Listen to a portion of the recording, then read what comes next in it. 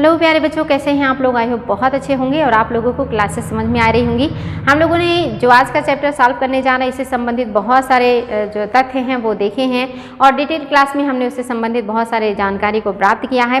तो उससे संबंधित आज आपका ये लास्ट प्रैक्टिस सेट होगा और कल फिर आपका नया क्लास होगा जिसमें हम पंचांग यानी कि कैलेंडर वगैरह को देखेंगे कि कौन कौन से तरह के कैलेंडर हैं जिनका उपयोग किया जाता है और भारत के परिप्रेक्ष्य में कौन सा कैलेंडर है जो बहुत महत्वपूर्ण है। इसको हम कल के क्लास में देखेंगे जो आपके लिए काफ़ी इंपॉर्टेंट होगा। आज हम प्रैक्टिस करने वाले हैं और चलिए शुरुआत करते हैं आज के क्वेश्चन का। और आज जो आपका पहला क्वेश्चन है, भारत के निम्नलिखित नगरों पर विचार करना है आपको और बताना है कि इनमें कौन सी पारंपरिक साड़ी या वस्त्र उत्पाद है जो वहाँ के लिए विख्यात है। तो आपको बताना है कि कौन कौन से आपके पारंपरिक वस्त्र हैं जिसके लिए यहाँ के महत्वपूर्ण नगर विख्यात हैं। तो आपको बताना है क्या भद्राचलम पारंपरिक वस्त्र के लिए विख्यात है, क्या चंदेरी पारंपरिक वस्त्र के लिए विख्यात है, क्या कांजीपुरम अपने पारंपरिक वस्त्र के लिए जाना जाता है, क्या करनाल पारंपरिक वस्त्र के लिए फेमस है। तो आपको बताना है बच्चों, ऑप्शन में है केवल पहला दूसरा, दूसरा तीसरा, पहला दूसरा तीसरा और पहला तीसरा चौथा। अब आप मुझे बताएंगे कि कौन सा वो नगर है जो अपने पारंपरिक वस्त्र के लिए काफ़ी फेमस है या उसी के नाम पे वो बहुत ज़्यादा महत्वपूर्ण है, विख्यात है। तो आपको पता है कि इसमें जो चंदेरी है और कांचीपुरम है ये दोनों बहुत ज़्यादा महत्वपूर्ण है। ये दो नगर हैं और जो अपनी महत्वपूर्ण सिल्क साड़ियों के लिए जाने जाते हैं। तो आपका दूसरा और तीसरा ऑप्शन किस में है? ऑप्शन नंबर बी में है। ऑप्शन नंबर बी करेक्ट हो जाएगा। नेक्स्ट है, निम्नलिखित में से किसको या किन को भौगोलिक उपदर्शन की स्थिति प्रदान की गई है, यानी कि इनमें से वो कौन सी चीज़ें हैं या कौन से हस्तशिल्प हैं जिनको जीआई टैग मिला है। वेरी वेरी इंपॉर्टेंट है, याद रखिएगा और बताना है आपको कि कौन से हैं जिनको जीआई टैग प्रदान किया गया है। क्या पैठड़ी साड़ी को जीआई टैग मिला है, क्या कुथुम पुल्ली साड़ियों को जीआई टैग प्रदान किया गया है, क्या कोवई कोरा काटन को जीआई टैग मिला है, क्या किन्नौरी साल को जीआई टैग मिला है। तो आपको बताना है कि इनमें से कौन से हैं जिन्हें जीआई टैग दिया गया है। क्या केवल पहला सही है, क्या पहला और चौथा सही है, क्या दूसरा और तीसरा सही है, या आपका पहला दूसरा तीसरा चौथा सभी सही है यानी कि सभी को मिला है। तो आपको ये चीज़ें पता होनी चाहिए कि आपके देश में ऐसे बहुत सारे उत्पाद हैं जिनको जीआई टैग मिला है, जिनमें से आपके जो हस्तशिल्प निर्मित या आपके परंपरागत वस्त्र हैं, कपड़े हैं, इनको जीआई टैग मिला है। ये चारों के चारों सही हो जाएंगे। ऑप्शन नंबर डी आपका करेक्ट हो जाएगा। नेक्स्ट है, भारतीय धातु शिल्प के संबंध में कौन सा कथन है जो कि सही है। आपको सत्य कथन को बताना है। यहाँ पे आपके 4 पॉइंट लिखे हैं, इनमें से कोई एक ही सही है और अन्य जो है वो सारे गलत हो जाएंगे। तो बताना है, क्या वाराणसी की धातु शिल्प कला को वर्ष 2016 में भौगोलिक उपदर्शन की मान्यता दी गई है। दूसरा, क्या भारत में लोकप्रिय धातु शिल्प संबंधी कार्य उत्तर प्रदेश के टीकमगढ़ में प्रचलित हैं। तीसरा, तिरुवनंतपुरम तथा हरियाणा का सोनीपत तांबे, कांसे एवं पीतल के धातुओं पर की जाने वाली शिल्पकारी के लिए प्रसिद्ध है। क्या ये कथन सत्य है?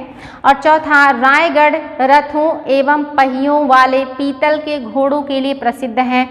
अब आपको बताना है बच्चों इसमें से कौन सा स्टेटमेंट है जो कि सत्य है और आपको पता है इनमें कोई एक ही सही होगा और जिसके बारे में आप कॉन्फिडेंस से कह सकते हैं कि ये सही है वो हमने बहुत बार पढ़ा है डिटेल क्लास में। जो आपका वाराणसी का हस्तशिल्प है इसको 2016 में जीआई टैग प्रदान किया गया। ये स्टेटमेंट बिल्कुल करेक्ट है। तो अब आपको सोचना ही नहीं क्योंकि इसके बारे में हमने डिटेल क्लास में पढ़ा है। नेक्स्ट है, ढोकरा क्या है। आपको बताना है कि ढोकरा क्या है। इसमें से कौन से पॉइंट हैं जो ढोकरा का वर्णन करते हैं, जो ढोकरा के बारे में बताते हैं। तो क्या छत्तीसगढ़ हस्तशिल्प का एक प्रकार है? क्या ये छत्तीसगढ़ के हस्तशिल्प का एक प्रकार है ढोकरा? क्या इसमें द्रवी मोम ढलाई तकनीक का प्रयोग किया जाता है? क्या इस ढोकरा तकनीक में द्रवी मोम पद्धति यानी कि लुप्त मोम पद्धति यानी कि लॉस्ट बैक तकनीक का उपयोग किया जाता है? क्या यह कला बस्तर यानी कि छत्तीसगढ़ बस्तर जिले का है जिसको भौगोलिक उपदर्शन प्राप्त है? और चौथा, इस कला में बर्तन, मूर्तियाँ और ज्वेलरी पर सोने की कलाई चढ़ाई जाती है क्या? आपको बताना है इस ढोकरा के बारे में कौन से स्टेटमेंट सही हैं और हमने इसके बारे में बहुत ही विस्तार पूर्वक डिटेल क्लास में पढ़ा है और ये क्वेश्चन आपका आईएएस में आया हुआ क्वेश्चन है। तो आपको गलत नहीं करना क्योंकि हमने इसके बारे में अच्छे से पढ़ाई किया है और आपको पता है कि ये छत्तीसगढ़ का एक प्रकार का हस्तशिल्प है, हाथों से बनने वाला शिल्प है, बिल्कुल सही है। इसमें द्रवी मोम पद्धति का उपयोग किया जाता है, ये भी बिल्कुल करेक्ट है, हमने इसको देखा है। और यह कला बस्तर जिले में प्रचलित है और इसको जीआई टैग मिला, ये भी सही है। लेकिन ये कह रहा है कि इससे मूर्तियां भी बनती हैं, बर्तन भी बनते हैं, अन्य पदार्थ भी बनते हैं, लेकिन यहाँ कह रहा है कि इन पर सोने की कलई चढ़ाई जाती नहीं। ये जो है तांबा, पीतल और रांगा, इन सबको मिश्र करके एक धातु बनाया जाता है और उस धातु से बर्तन, मूर्तियाँ और ज्वेलरी के सामान बनाए जाते हैं। इस पर एक कलई या चढ़ाने की कोई बात नहीं होती है, इसलिए आपका ऑप्शन नंबर जो 4 है ये गलत हो जाएगा। ऑप्शन नंबर 4 आपका सही नहीं होगा, यानी कि आपका पहला, दूसरा, तीसरा सही हो जाएगा, लास्ट ऑप्शन आपका गलत हो जाएगा। संगम काल की विशेषताएं हैं, इनमें से कौन सी विशेषता है जो संगम काल की है? आप जानते हैं संगम काल किसे कहते हैं और संगम वंश किसे कहते हैं। तो संगम काल बहुत लंबे समय तक चला है, ये याद रखेंगे बच्चों। क्या बौद्ध धर्म की जातक कथाओं का चित्रण प्रारंभ हुआ है संगम काल में? क्या धातु कला का प्रचार प्रसार प्रारंभ हुआ है संगम काल में? क्या उरैयूर तथा मदुरै वस्त्र निर्माण के प्रमुख केंद्र के रूप में प्रसिद्ध थे संगम काल में? क्या बाहरी एवं आंतरिक व्यापार उन्नत अवस्था में था संगम काल में, जिसके कारण शिल्प कला का विकास हुआ था? तो आपको बताना है कि यहाँ पे कौन से स्टेटमेंट हैं जो संगम काल से संबंधित सही है या उनका सही व्याख्या कर रहा है। क्या पहला, दूसरा सही है? क्या सिर्फ तीसरा, चौथा सही है? क्या सिर्फ चौथा सही है? या इनमें से ऐसा कोई नहीं है जो संगम काल की विशेषता को बयां कर रहा हो? तो आप जानते हैं ये जो कह रहा है कि बौद्ध धर्म की जातक कथाओं का चित्रण प्रारंभ हुआ, ये गलत है। ये ऐसी कोई बात नहीं, इसके पहले से ही ये शुरू हो गया था। तो ऑप्शन नंबर ए बिल्कुल नहीं सही है। आपका धातु कला का प्रचार प्रसार यहाँ से प्रारंभ हुआ, ये भी बिल्कुल गलत है। धातु कला का हमारे यहाँ बहुत पहले से ही प्रचलन था और बहुत पहले से ही हम बहुत बेहतरीन बारीकियों से परिचित थे, इसलिए आपका दूसरा भी गलत हो जाएगा। तीसरा, हमने इसके पहले भी देखा है कि उरैयूर और मदुरै वस्त्र निर्माण, कॉटन के कपड़े बनाने में अग्रणी थे और ये भी सही है कि इस समय बाहरी और आंतरिक जो व्यापार है ये उन्नत अवस्था में था, इसीलिए शिल्प कला का बहुत ज़्यादा विकास हुआ है। तो ऑप्शन नंबर तीसरा, चौथा सही है। ऑप्शन नंबर बी में आप देख रहे हैं तीसरा, चौथा दिया हुआ है, तो आपका यही करेक्ट हो जाएगा। नेक्स्ट बच्चों, एक तरफ आपके हस्तशिल्प हैं और दूसरी तरफ आपके राज्य हैं, आपको इनको मैच करना है। दिया है निम्नलिखित युग्मों में से कौन सा है जो कि सुमेलित है? यहाँ है पुथुकुली साल, क्या ये तमिलनाडु का है? क्या सुजनी कढ़ाई महाराष्ट्र का है? क्या आपका उप्पाड़ा जमादानी साड़ी कर्नाटका का है? आपके पास ऑप्शन है कि केवल एक सही है, या पहला और दूसरा दोनों सही है, या तीसरा सही है, या दूसरा तीसरा दोनों सही है। तो आप बहुत अच्छी तरह से जानते हैं कि आपका सुजनी कढ़ाई महाराष्ट्र का नहीं है, तो आपका दूसरा गलत हो जाएगा। तो आप देख रहे हैं दूसरा इसमें भी है, ये भी गया और ये भी गया। और आपको पता है कि ये जो दिया है उप्पाड़ा जमादानी, ये कर्नाटक का नहीं है, यानी कि तीसरा भी गया, सिर्फ पहला आपका सही हो जाएगा। जो पुथुकुली साल है ये आपके तमिलनाडु का है। नेक्स्ट है आपका सुजनी कढ़ाई किस राज्य का प्रसिद्ध वस्त्र है? क्या ये उत्तर प्रदेश का है, या ये बिहार का है, या ये गुजरात का है, या महाराष्ट्र का है? तो आपको बताना बच्चों कि इनमें से कौन सा है जो कि सुजनी कढ़ाई के लिए जाना जाता है, कौन सा राज्य है। आपको बहुत आसानी से आप ये बता सकते हैं, क्योंकि हमने इसके बारे में डिटेल क्लास में पढ़ा था और मैंने कहा था कि कुछ महत्वपूर्ण जिनको मैंने आपको कहा उनको जरूर बार बार देख लीजिएगा, वो एग्जाम में बार बार आते हैं। तो आपको पता है कि जो सुजनी कढ़ाई है ये बिहार का है, वेरी वेरी इंपॉर्टेंट है, ऑप्शन नंबर बी सही है। पैठणी साड़ी किस राज्य में प्रसिद्ध है? ये भी काफ़ी इंपॉर्टेंट है, हमने इसको भी पढ़ा है। क्या ये छत्तीसगढ़ का है, क्या ये मध्य प्रदेश का है, क्या ये महाराष्ट्र का है, या छत्तीसगढ़ का है? तो आपको बताना है पैठणी साड़ी किस राज्य में प्रचलित है, जो कि एक हस्तशिल्प है, एक साड़ी है जो मोस्टली सिल्क से बनाया जाता है। तो ये भी मैंने कहा था, ध्यान दीजिएगा। आपका पैठणी साड़ी जो है ये कहाँ का है? ये महाराष्ट्र का, ऑप्शन नंबर सी आपका बिल्कुल करेक्ट हो जाएगा। चलिए बच्चों देख लेते हैं कुछ और भी क्वेश्चन है जो आपके लिए काफ़ी महत्वपूर्ण है, जिसमें आपका क्वेश्चन नंबर 9 है। जयपुर की ब्लू पॉटरी कला कितने वर्ष पुरानी है? कितने वर्ष पुरानी है आपकी जयपुर की ब्लू पॉटरी जो है कला? तो क्या ये 150 साल से अधिक पुरानी है, या 150 वर्ष से कम पुरानी है, या 200 वर्ष से अधिक पुरानी है, या 200 वर्ष से कम पुरानी है? तो हमने इसको डिटेल क्लास में पढ़ा था कि जो ब्लू पॉटरी है जयपुर की, ये आपका 200 वर्ष से भी अधिक पुरानी है, ऑप्शन नंबर सी आपका करेक्ट हो जाएगा। नेक्स्ट है जयपुर में ब्लू पॉटरी बनाने की कला किस राज्य से लिया गया है। जयपुर की जो ब्लू पॉटरी है ये किस राज्य से प्रभावित है, आपको ये बताना है। क्या ये बिहार से प्रभावित है, क्या ये महाराष्ट्र से प्रभावित है, क्या ये कश्मीर से प्रभावित है, या ये हिमाचल प्रदेश से प्रभावित है। तो मैंने डिटेल क्लास में ये चीज़ आपको जो है बताया था कि जयपुर का जो ब्लू पॉटरी है किस राज्य की कला से प्रभावित है। तो आपको याद होना चाहिए कश्मीर की कला से प्रभावित है। ऑप्शन नंबर सी आपका सही हो जाएगा। नेक्स्ट है निम्न में से कौन सी उड़ीसा राज्य में प्रसिद्ध है। इनमें से कौन सा आपका कला है जो उड़ीसा राज्य में प्रसिद्ध है। क्या पीपली पेंच वर्क उड़ीसा का है, क्या चंदेरी साड़ी उड़ीसा का है, क्या हबसपुर साड़ी उड़ीसा का है, क्या बोमकाई साड़ी उड़ीसा का है। तो आप इसको बहुत आसानी से सही कर सकते हैं बच्चों।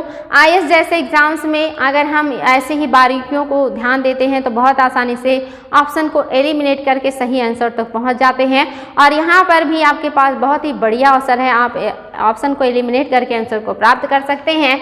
और अब तक की क्लास में जो हमने पढ़ा था कि चंदेरी साड़ी ये मध्य प्रदेश का है। अब ऑप्शन नंबर 2 इसमें है, ये भी गया। ऑप्शन नंबर 2 इसमें है, ये भी गया। ऑप्शन नंबर 2 इसमें है, ये भी गया। बचा क्या ऑप्शन नंबर सी आपका बिल्कुल करेक्ट हो जाएगा। इस तरह से कभी कभी आप अपने थोड़े से ज्ञान से भी बड़े से बड़ा क्वेश्चन सॉल्व कर सकते हैं। नेक्स्ट है निम्न में से कौन सा वस्त्र महाराष्ट्र राज्य का है।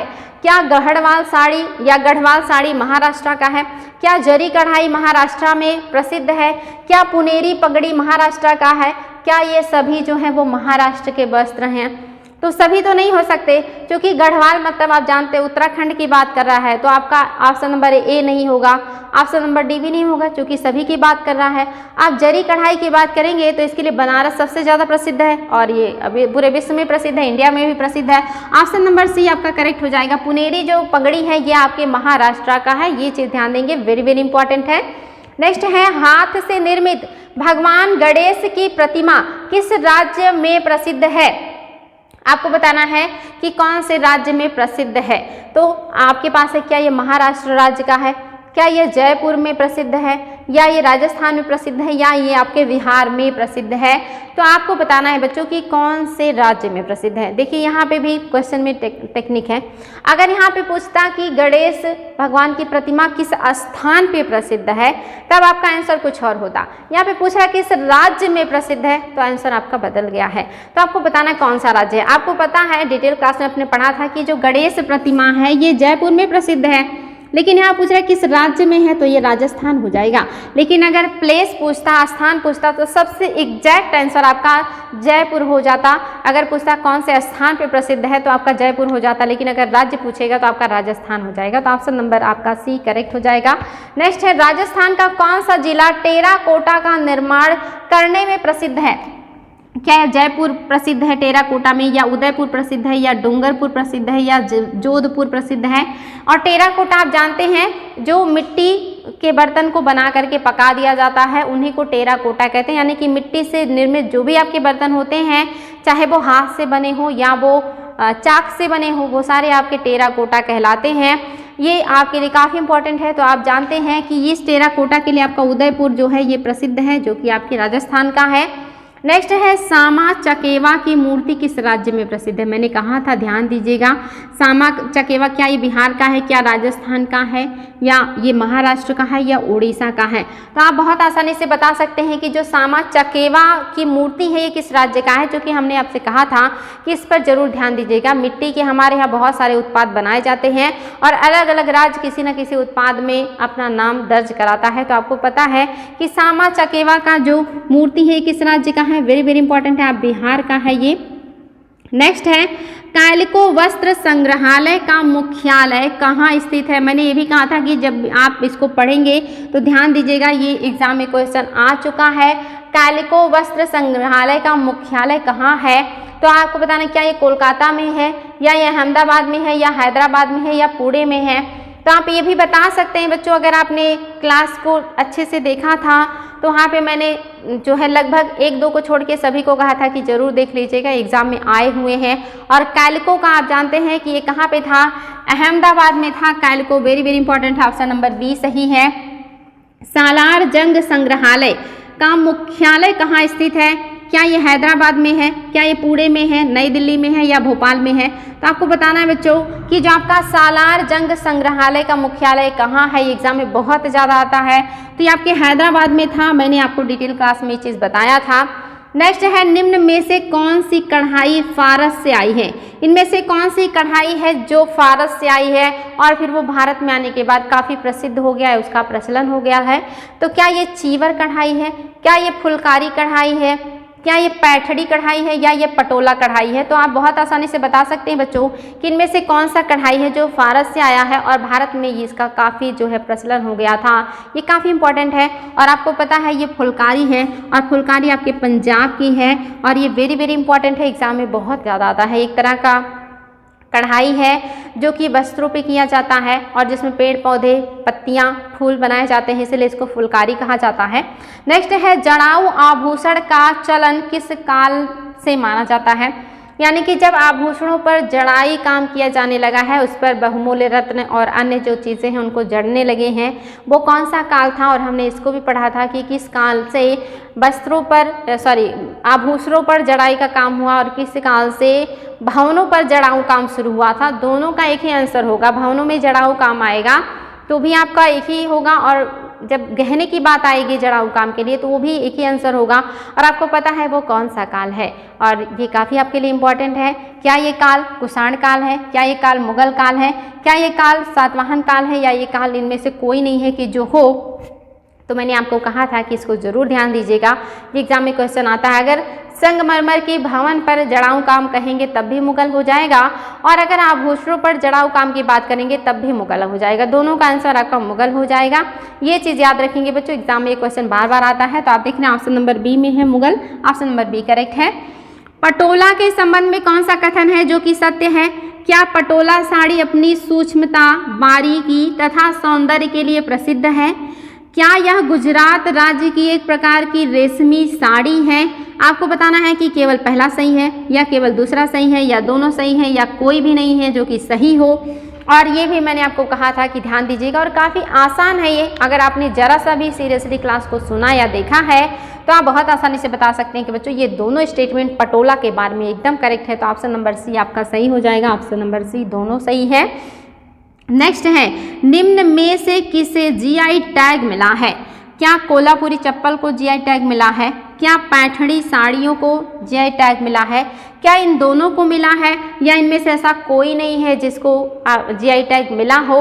तो ये चीज़ भी आपको पता होगा, हमने क्लास में इस पर भी डिस्कस किया है कि किसको जीआई टैग मिला है और ये काफ़ी इंपॉर्टेंट है। जीआई टैग क्या होता है, जिसको जियोग्राफिकल इंडिकेशन फुल फॉर्म होता है और ये 10 वर्षों के लिए किसी उत्पाद को दिया जाता है और ये मोस्टली एक उत्पाद नहीं बल्कि एक भौगोलिक क्षेत्र को ही दे दिया जाता है और उस क्षेत्र में बनने वाले जितने भी उस तरह के उत्पाद होते हैं वो सारे जीआई टैग के मान लिए। जैसे आगरा का पेठा, अगर आगरा के पेठे को दिया गया तो आगरा में बनने वाले सारे पेठे जीआई टैग माने जाएंगे।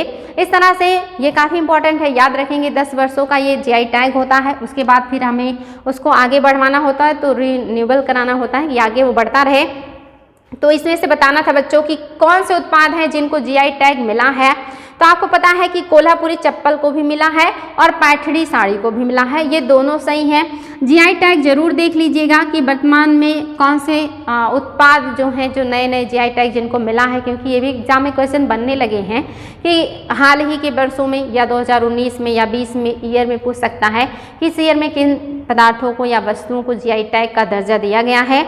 ये चीज़ याद रखेंगे, वेरी वेरी इंपॉर्टेंट है। पहला जो उत्पाद था वो आपका असम का चाय था जिसे जीआई टैग मिला था और इस समय तो हमारे यहाँ कई 100 उत्पाद हो गए हैं जिनको जीआई टैग मिल चुका है और ये हर साल कोई ना कोई जो पदार्थ है वो जो है या तत्व है या वस्तुएं हैं उनको जीआई टैग में शामिल किया जाता है। काफ़ी इंपॉर्टेंट है, इसको जरूर देख लीजिएगा।